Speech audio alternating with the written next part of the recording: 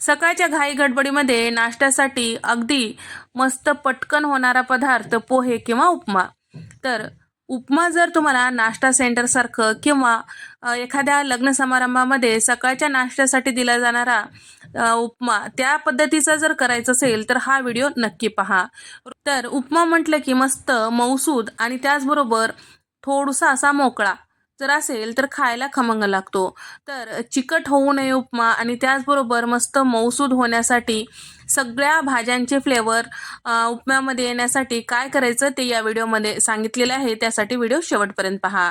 सर्वात प्रथम आपण चटणी करून घेऊया. तर इथे मी घेतलेलं आहे साधारण एक अर्धा कप इतकं शेंगदाणे आणि सोबतच 8 ते 10 हिरव्या मिरच्या तोडून टाकलेल्या आहेत आणि 7 ते 8 लसणाच्या पाकळ्या, 1 चमचा जिरं, 1-2 चमचे तेल यामध्ये टाकून शेंगदाणे छान तडतडेपर्यंत आपल्याला गॅसचा फ्लेम कमी करून परतून घ्यायचा आहे.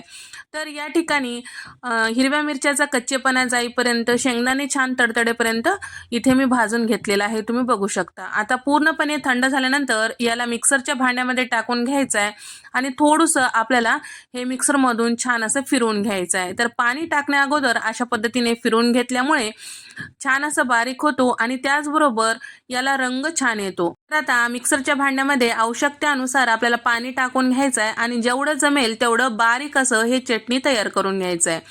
तर या पद्धतीने केल्यामुळे अगदी नाश्ता सेंटरवर मिळतो त्या पद्धतीची चटणी तयार होते. तर इथे मी एका बाउलमध्ये हे चटणी काढून घेतलेले आहे. चवीनुसार मीठ टाकून घेतलेलं आहे आणि तडका पॅनमध्ये साधारण 3 मोठे चमचे तेल गरम करून घेतलेलं आहे. अर्धा चमचा मोहरी, अर्धा चमचा जिरं यामध्ये टाकून घ्यायचं आहे. सोबतच 2 लाल सुक्या मिरच्या यामध्ये टाकून घेतलेल्या आहे. 7 ते 8 कढीपत्त्याची पानं सुद्धा टाकून घेतलेली आहे आणि तसेच थोडीशी कोथिंबीर यामध्ये टाकून सगळं मिक्स करून घ्यायचं आहे आणि तयार करून घेतलेली फोडणी यामध्ये टाकून घ्यायचं आहे. सगळी चटणी व्यवस्थित मिक्स करून घ्यायचं आहे. साधी सोपी चटणी आहे पण चवीला भन्नाट लागते. पुरी, पराठा, चपाती आणि त्याचबरोबर इडली, वडा, डोसा यासोबत छान लागतो. नक्की ट्राय करून पहा. साधी सोपी चटणी आहे. एकदा या पद्धतीने करून पहा. चला तर मग आता उपमा करूया. तर पहिल्यांदा उपम्यासाठी रवा कसा पाहिजे पाहूया.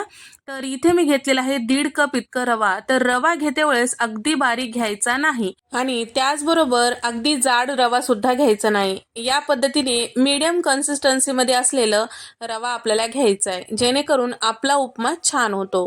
तर इथे मी कढईमध्ये साधारण 5 मोठे चमचे तेल टाकून घेतलेलं आहे. तेल छान गरम झाल्यानंतर यामध्ये टाकायचं आहे चमचाभर मोहरी. छान तडतडल्यानंतर यामध्ये चमचाभर जिरे टाकून घ्यायचं आहे.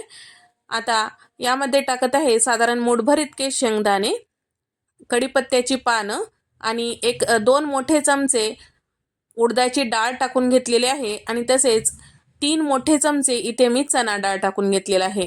चणा डाळ, उडदाची डाळ आणि त्याचबरोबर शेंगदाणे छान परतून घ्यायचं आहे. त्यानंतर एक मोठ्या आकाराचा कांदा मी इथे चौकोनी काप करून घेतलेला आहे, ते सुद्धा यामध्ये छान असं परतून घ्यायचं आहे.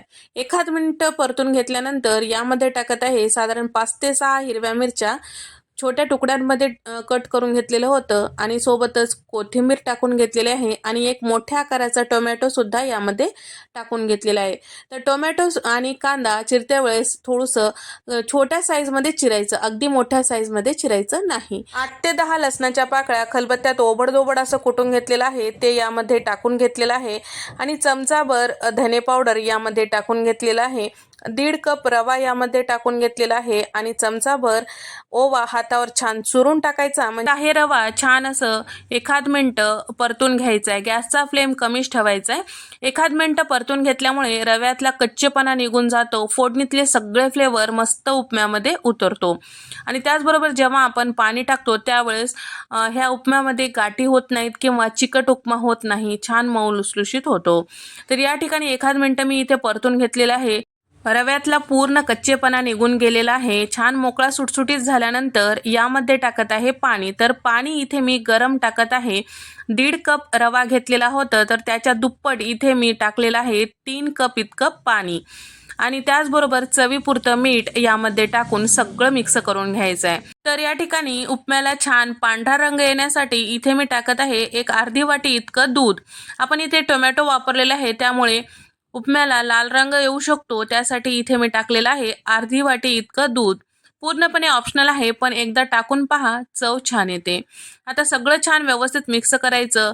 1-2 मोठे चमचे तेल टाकून घ्यायचं आणि झाकण लावून साधारण एक अर्ध्या मिनिटासाठी वाफ काढून घ्यायचं आहे। अर्ध्या मिनिटानंतर परत पूर्ण व्यवस्थित मिक्स करून घ्यायचं आहे। सगळं छान व्यवस्थित मिक्स करून घेतल्यानंतर परत झाकण लावून आणखीन अर्ध्या मिनिटासाठी आपल्याला वाफ काढून घ्यायचं आहे। म्हणजे सगळे जिन्नस छान असं वाफल्या जातात आणि उपम्याला छान अशी टेस्ट येते। सगळं छान व्यवस्थित मिक्स केल्यानंतर आपल्याला साधारण एक 2 मिनिटं वाफून घ्यायचं आहे। दर अर्ध्या मिनिटाला आपल्याला झाकण काढून व्यवस्थित मिक्स करत राहायचं आहे, जेणेकरून सगळे जिन्नस यामध्ये व्यवस्थित मिक्स होतात। तर या ठिकाणी 2 मिनिटानंतर बघू शकता मस्त मऊ लुसलुशीत तरी देखील मोकळा सुटसुटीत असा आपला उपमा झालेला आहे। तर एकदा या पद्धतीने नक्की ट्राय करून पहा, तुम्हाला नक्की आवडेल। थंड झाल्यानंतर सुद्धा एवढाच मस्त मऊ लुसलुशीत राहणार आहे। या पद्धतीने केल्यानंतर तुमच्या जिभेवरची चव नक्कीच विसरणार नाही। तर तुम्हाला हा व्हिडिओ कसा वाटला नक्की कमेंट करून सांगा। व्हिडिओ आवडल्यास व्हिडिओला नक्की लाईक करा आणि त्यासोबत चॅनलला सबस्क्राईब करायला विसरू नका। अशाच मस्त नवनवीन रेसिपीजमध्ये भेट देऊया। तोपर्यंत नमस्कार, बाय।